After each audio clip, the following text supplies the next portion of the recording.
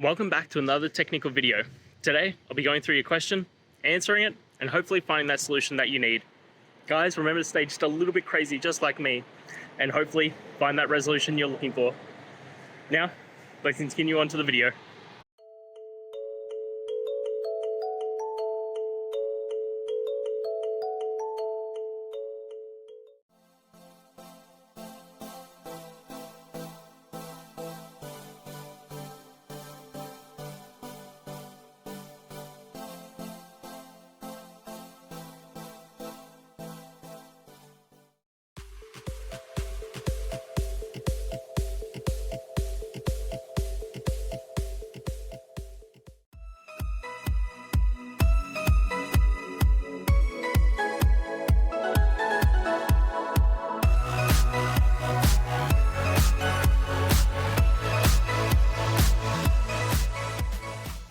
And that's it, guys. I hope we've gone through and found the answer that you're looking for. And look, if we did find that answer in your resolution, please hit the subscribe button. I'd really appreciate it.